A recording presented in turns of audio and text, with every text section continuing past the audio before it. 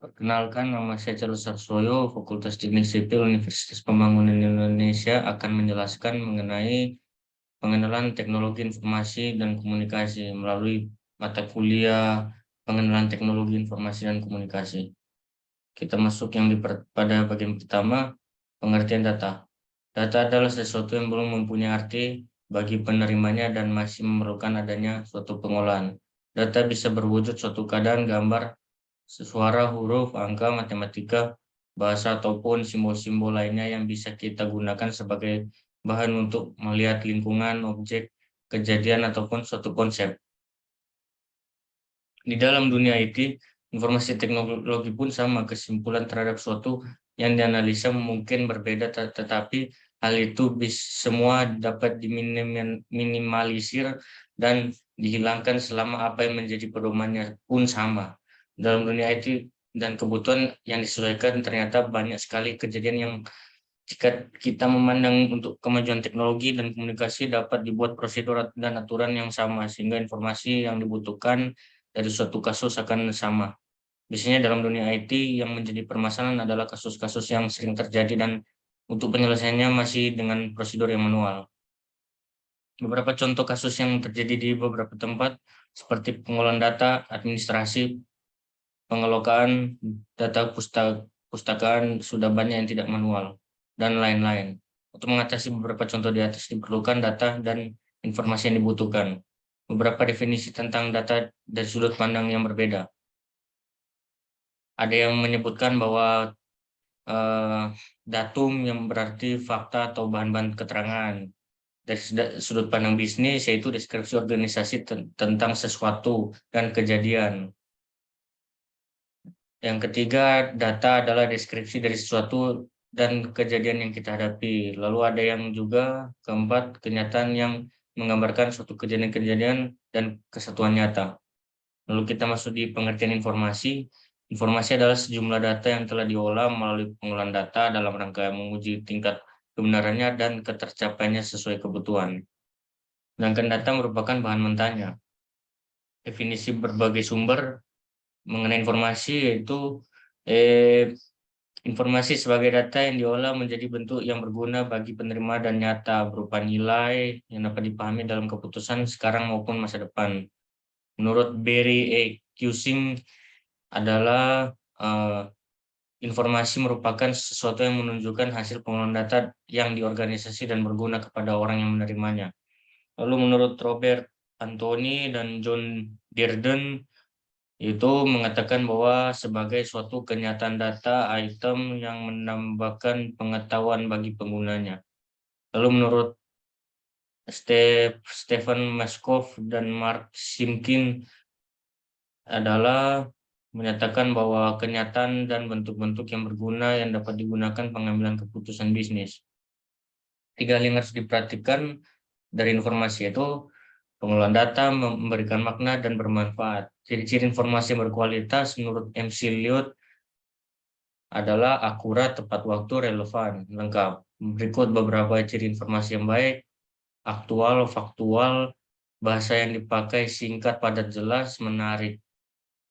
Lalu jenis-jenis informasi yaitu absolute information, yaitu jenis informasi yang disajikan dengan suatu jaminan dan tidak membutuhkan penjelasan lanjut. Substitutional information, yaitu kadangkala diganti dengan istilah komunikasi.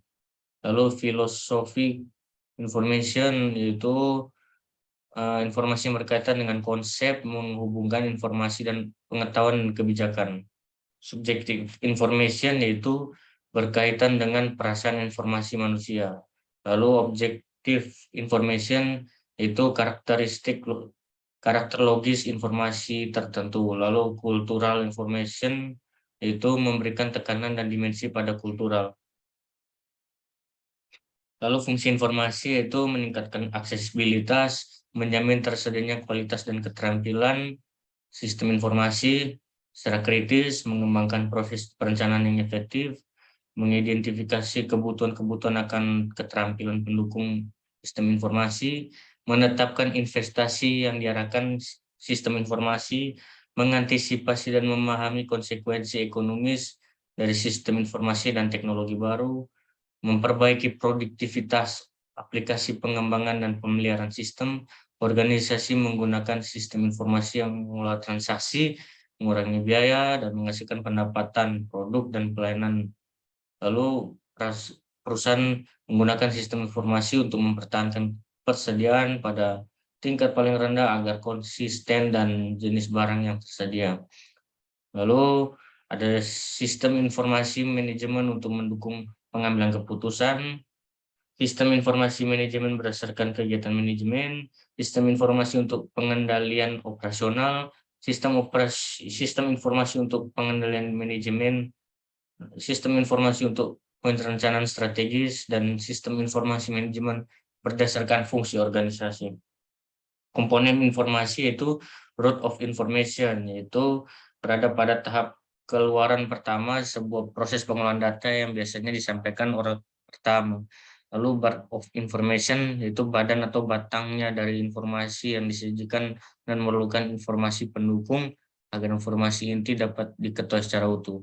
Lalu branch of information adalah informasi yang dapat dipahami informasi sebelumnya yang telah dipahami. Lalu stick of information yaitu informasi sederhana dari cabang informasi. Put of information yaitu komponen informasi yang sifatnya semi mikro namun sangat dibutuhkan sehingga di waktu mendatang informasi akan berkembang dan dicari. Lalu left of information yaitu pelindung untuk menjelaskan kondisi dan situasi ketika informasi yang muncul ke permukaan seperti informasi perkiraan cuaca, perkiraan kemarau panjang, gempa bumi, gerhana matahari.